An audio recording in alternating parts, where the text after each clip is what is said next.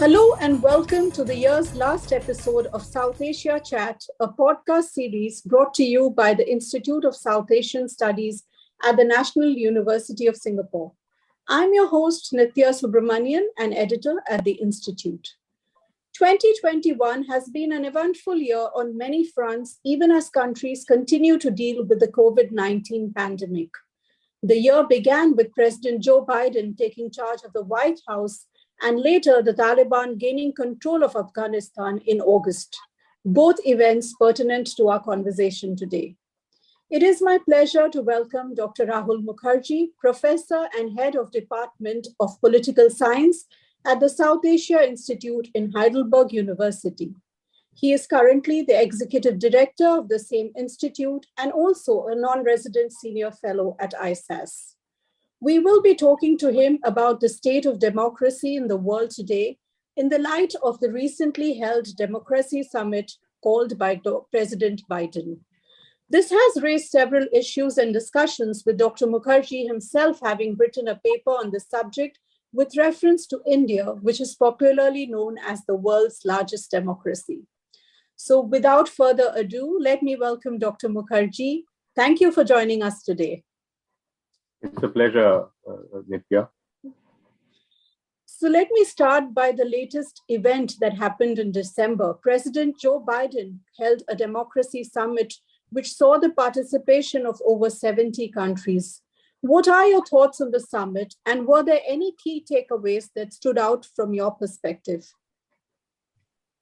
Well, my view is that the democracy summit has to be viewed in the context of what has happened in America, and also in the context of what America feels challenged by in the world. So let me just talk about what has happened in America. So what has happened in America is unprecedented. The period during which President Trump came to power and continued to rule was like an anathema for American democracy. I say this was an anathema because even political science departments and gurus of political science in America could not fathom how this could happen. These types of political phenomena happen when science ignores history and when historical processes are lost. And this is somewhat what has happened in both the journalistic field as well as in the political science field, the result of which some leading political scientists in America said was, well, if all of this comes true, then, whatever we've been writing about comes to naught. So you have to understand that there was a grave crisis in America. Now, the grave crisis in America also found support. So it might have found some support in Chinese interactions. We saw that Prime Minister Modi said, "Ab ki baar Trump Sarkar."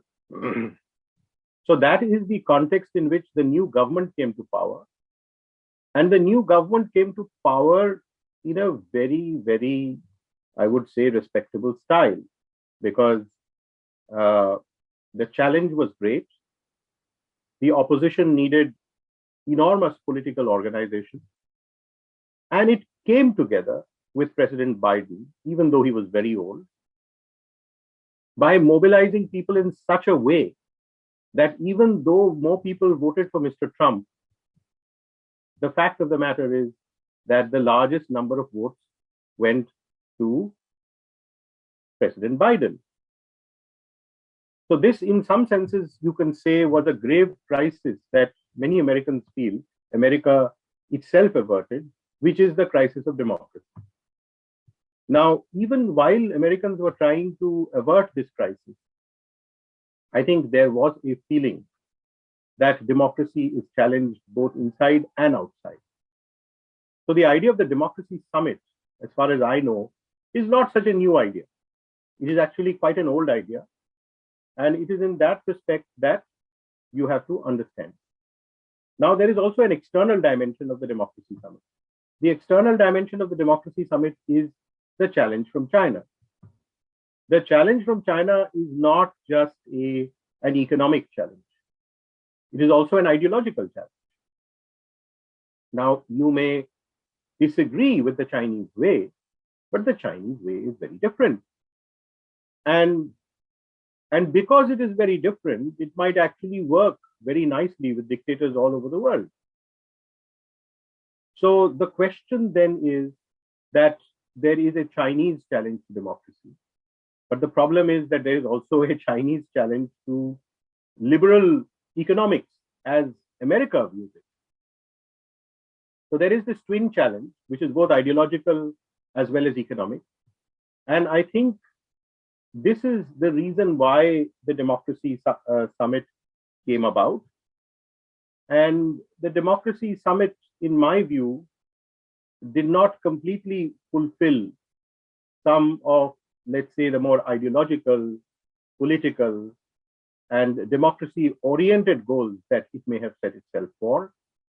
And in my view, it may have therefore sort of moved a little bit in the direction of geopolitical containment.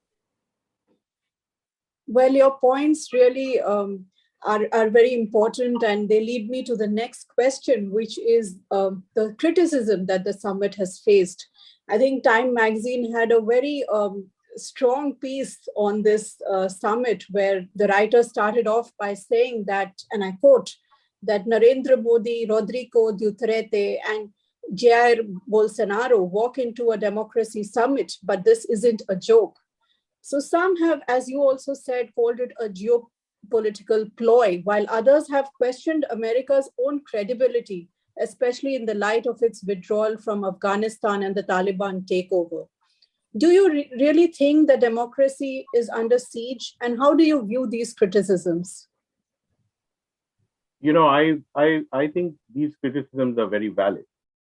You know, before the Democracy Summit, let's say if the Democracy Summit had very politely requested Prime Minister Modi to explain how he can explain the abrogation of Article 370, or how he can explain the behavior of the parliament when the 3 farm laws were passed, or how he can explain the imprisonment of people under the Unlawful Activities Prevention Act. That would have been one way for the summit to go. I mean, you certainly invite a leader, and I do think that India is still a democracy. It has not given up. Otherwise, the 3 farm laws would not have been repealed. There was, of course, a lot of political power behind repealing the farm laws, and we didn't get a Tiananmen Square, as we have seen in China. So democracy is there, democracy is challenged, and there could have been a discussion on what kind of a country are you becoming. And therefore, in a kind of subtle way, trying to make the argument with leaders who are turning what now political scientists call competitive authoritarian. I have written a little bit on that, to address some of these issues. Address these issues not in a manner that America will impose democracy, but to address these issues in a manner that would suggest, who are you? Where are you? What kind of a club are you in? So you can criticize China for being non-democratic, but if you put all the leaders behind bars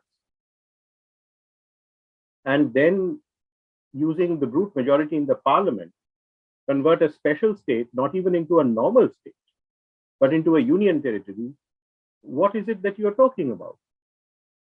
So the question is that the summit could really, literally have been a manner in which America could, in a fairly democratic way, nudge the processes of democracy.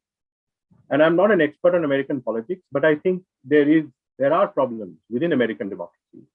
And therefore, I think what happened was the geopolitical became very important. So in the context of South Asia, I can say that Sri Lanka was not invited, Bangladesh was not invited. Now, just as a scholar, not as a policymaker, why would Sri Lanka not be invited? I am certainly one of those who believes that the Rajapaksa government is not a very democratic government. But why wouldn't you invite them? This is an old democracy. This is a democracy that became a democracy before it became independent. The only reason why you would not invite them is because they are just getting too close to China, right? Then take the case of Bangladesh. Now, I am also one of those who believe that Bangladesh's democracy is deeply fractured at this point in time. But why wouldn't you invite Bangladesh? You can certainly invite Bangladesh. So you can see that Sri Lanka and Bangladesh are not invited. And when Sri Lanka and Bangladesh are not invited, Pakistan is. How do you justify that?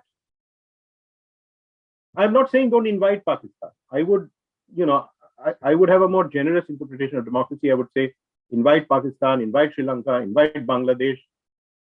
They get a discussion on why you guys are not getting it right, and that will help you engage with China. But the reason why you probably don't invite Sri Lanka and Bangladesh and invite Pakistan instead is because Pakistan is once again like a frontline state. And then you let Prime Minister Modi make the kind of speech where it appears that democracy is much more intrinsic to India than has ever been anywhere since ancient times. And that India will teach the world. It will become like during the Corona times, it was a Vishwa Guru. It will become once again another Vishwa Guru.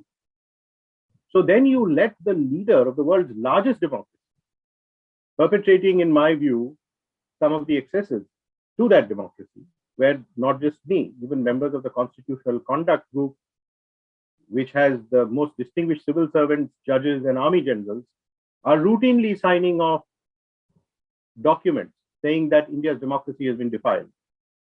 And you let him come and speak. So I'm giving you a South Asian context because that is what I know the best, much more than the Southeast Asian context. But that would work for the Southeast Asian context too, I'm sure. That you have then basically just invited people you need to invite and to engage with in the name of democracy. And that, in my view, is not democratic promotion. So I know that Singapore was not invited and many other countries were not invited. So the point is that, I would not argue that the idea itself was bad or the idea itself came from a bad source. Because quintessentially, I believe that people should have rights. And I think that was certainly something that India believed in. And of course, still, there are large parts of the population that believe in. So we don't have elections in India like we have in Bangladesh, where opposition parties don't stand to contest. But the manner in which this agenda was taken forward actually became not such a support for the democratic idea, but much more a support for, what do you need to do in geopolitics to produce a group of countries that can contain China? And that, in my view, is a bit of a tragedy. Yes, you did rightly mention that Singapore was not invited, but and also thank you for this geopolitical perspective. But let's talk specifically about India and the state of democracy in India. You wrote about it recently, and what was very interesting and pertinent was the fact that you highlighted that democracy was India's strength or has been India's strength despite its poverty.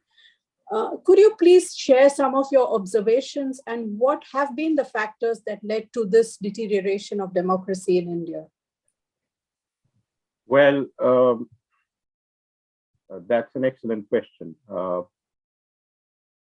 Today, if you ask many Indians who certainly believe in the democratic idea, and many of them are in an earlier generation, they will tell you that they just cannot believe what's happening, nor do they have the resources to deal with what is happening. If you ask them 2-3 years ago, the same people would have said, yes, this is happening, but India has a strong democratic tradition and, we will overcome. But with the 2019 victory and with things like what is happening in the parliament, where root majorities are being used, even without proper discussion, to pass laws that are not well known, where entire special states are being converted into union territories, where very, very respectable people who can win the Nobel Prize for Peace, more than some of the peace laureates, are in prison, where, if you speak against the government, you have an enforcement directorate sort of going behind you. I can give you the example of Amnesty, which is an Indian NGO which had just criticized the government on Kashmir as well as on the riots in Delhi. And they could not be brought in under the foreign currency rule. So there was the enforcement directorate that was let loose. So in all of this, the fact of the matter is that the government is pursuing a policy which is threefold. The first is that if you can use the Hindu-Muslim divide to make the Muslims look like a useless majority, which will scare the hell out of every party, because they also have to compete with the right-wing Hindu nationalist BJP, there you can take bold steps, like abrogation of Article 370. But where, let's say, the political opposition is a little bit more powerful. So, for example, when it came to the Citizenship Amendment Act and the National Register for Citizens, they found that in Assam, a lot of the people who got left out of the register were actually Hindus. And the reason why they got left out was because as the Assamese people are more scared of the Bengalis from West Bengal than they are from the Muslims coming from Bangladesh. Or in the most classic case, in the case of the farm laws, where I think we have seen the most unprecedented social movement, perhaps in the history of post-colonial India and perhaps in recent history, we find that the Prime Minister, on the eve of a substantial election, literally turned around completely and said that, look, we will repeal the farm laws. We believe in the farm laws, but we will repeal them. Now, why will you repeal the farm laws? You will repeal the farm laws because elections still matter. Uttar Pradesh is going for elections, and a lot of people think that a victory in Uttar Pradesh will have an impact on the 2024 national elections. So when the political cost is very high, then you can backtrack. When the political cost is not so high, then you can completely smash a minority community. But all of this is ultimately driven by a Hindu nationalist agenda, which is also working with very few capitalist business houses. So, for example, in the case of the farm laws, one of the things that made the farmers very unhappy was the fact that Gautam Adani, in consortium with the Food Corporation of India, had already started making these go down, thinking that they would procure all of these food grains. Now, let's say the government had moved in the direction of a minimum assured price to the market, where corporates take responsibility or government takes responsibility, then I don't think this protest would have lasted. It was just withered away. But look at the connection between one big Gujarati entrepreneur close to the Prime Minister, who has bankrolled the Prime Minister's rise in Gujarat, many people say, as being singled out as a beneficiary. And this is true because you just have to go to the Bloomberg and you will find that Mr. Gautam Adani was nowhere. He was a $4 to $5 billion combined in 2014. Today, he is about probably 80 billion. So divide 80 by 4. That's the growth that he has had. And a few weeks ago, he became 88 billion. Only 2 billion less than Mr. Mukesh Ambani. And this is not just agriculture. The agriculture story was the most frightening story. It had a huge opposition attached to it. But we are doing some work on telecommunications, where we find a very similar story for Mr. Ambani's Reliance Jio, to which the Prime Minister was very closely attached, where from a company that could never find market leadership position, it is now 37% of the market. So there is also a connection between Hindu nationalism and crony capitalism. However, the whole environment is such that the media is fairly quiet and passive. Many people say that the media, so if you look at the VDEM report, you will find that there's been a huge decline in media freedom. And the result of that is that the state can steamroll itself, and opposition finds it very difficult to succeed.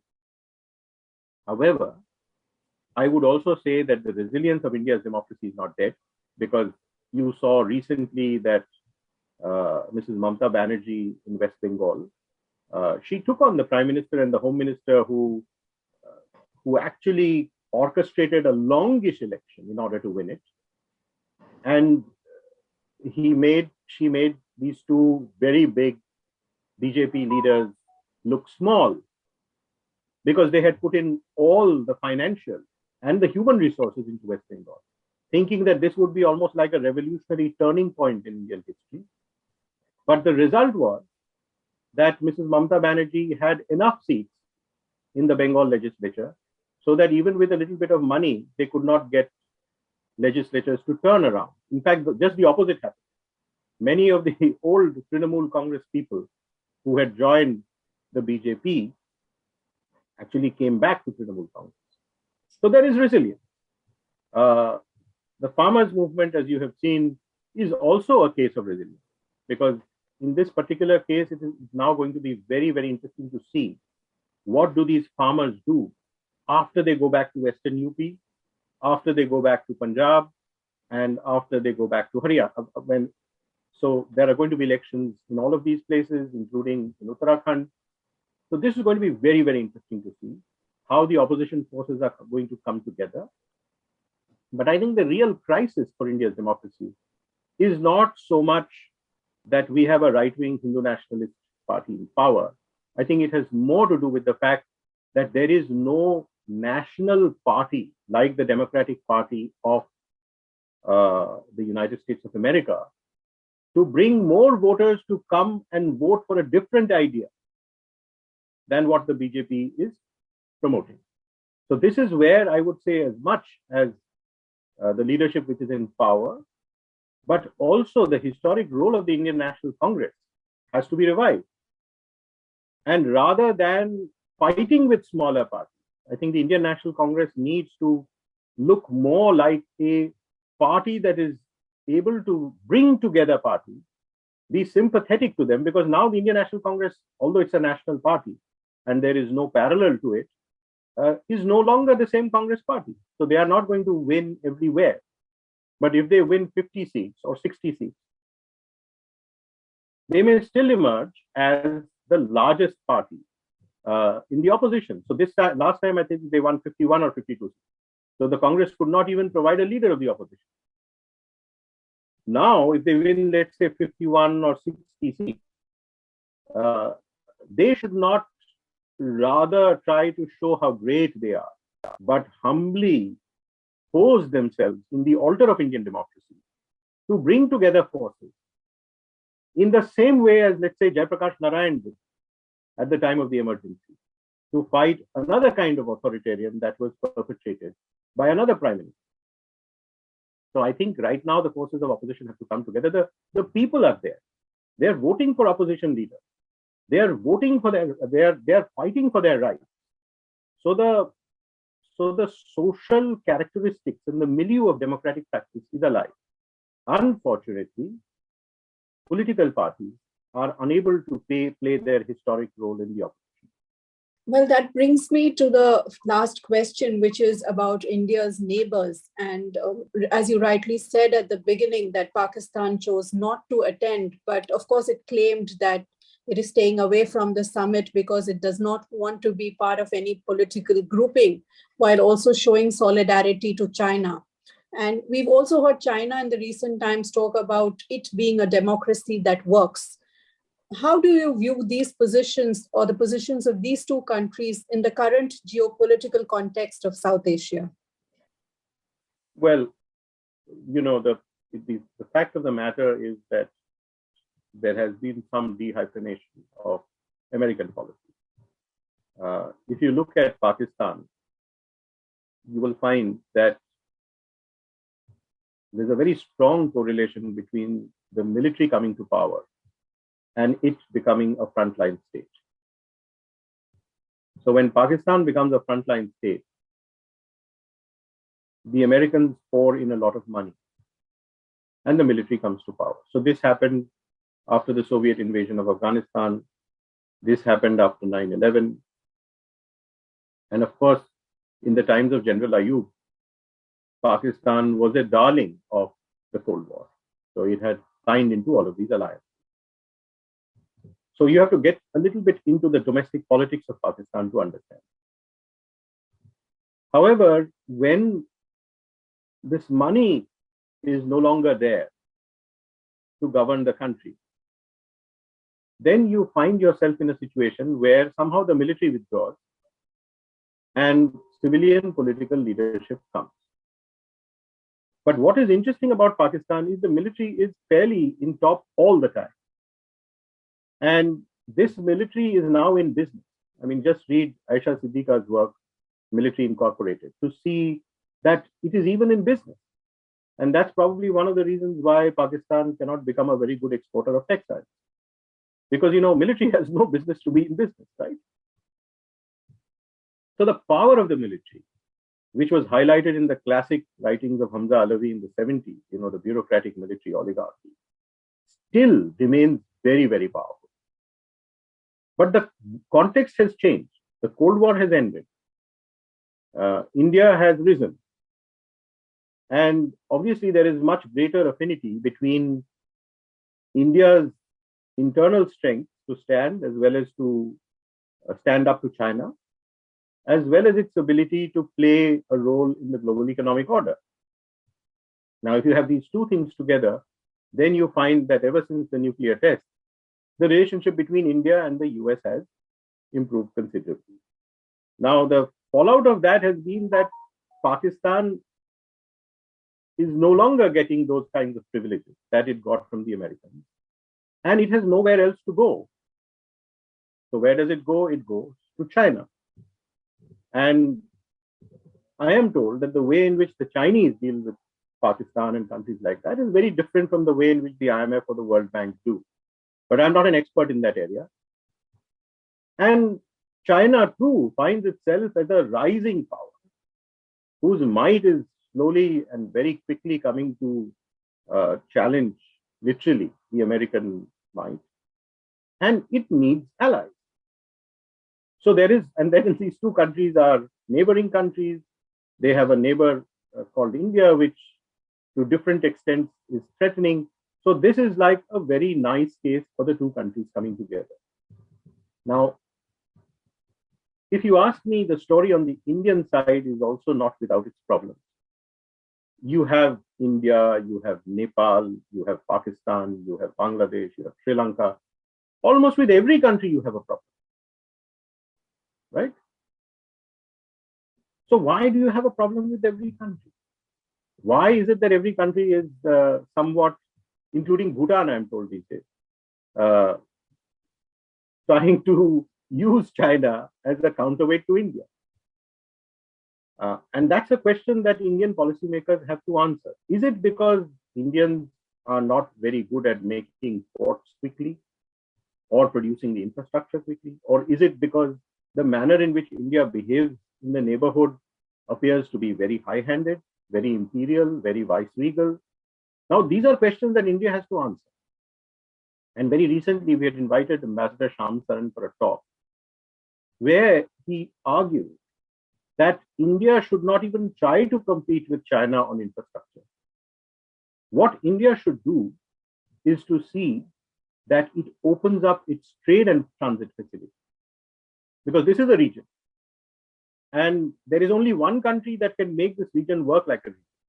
and that is India. So rather than make the Bangladeshis travel all across the oceans to reach Pakistan, or if you improve the trade and transit facility just by opening these things up, you can make it much, much easier for South Asian countries. And Indians should be willing to buy garments from Bangladesh. Why not? Even then, the trade will be much more in favor of India. So my view is that India should give up this policy of saying that we will not talk to Pakistan. Of course, if Pakistan does not respond, there is a problem. If Pakistan continues to send terrorists, there is a problem. But why will India not respond? India must respond, and India must show. And I have a feeling that if India does, certainly the outcomes are likely to be better than what they are today. And all of these things will not work if the right-wing Hindu nationalist exclusive idea of India is promoted. So no matter how good your relations become with Bangladesh, please do not for a moment think that Bangladesh as a Muslim majority country would like to see its Muslims being lynched. So I think you have to work with the exclusivist idea, make India look more inclusive, and you must also make India look much more engaged symmetrically with its neighbors through economic cooperation. And I think there will be a much better response from even countries like Sri Lanka and Bangladesh and Bhutan and Nepal. And Pakistan will be a test. It will not be easy. But at least India must play its historic role to see that Pakistan has the opportunity. Yes, if the military does not relent, if the political class cannot respond, that is a bad luck. But not because of because of India's wanting to provide those opportunities. Thank you so much, Dr. Mukherji, for this insightful conversation. And thank you for joining us today. We'd like to wish you and all our listeners a very happy new year. Thank you. And here's also wishing you and all my friends and colleagues at the Institute of South Asian Studies, with which I have had a very old association. Merry Christmas and a very, very happy 2022. Let us hope that 22 will look more normal than 21. Thank you very much. You were listening to South Asia Chat. To learn more about our work, visit us at isas.nus.edu.sg. Also follow us on our social media handles, Facebook, Twitter, LinkedIn, and Instagram. Thank you.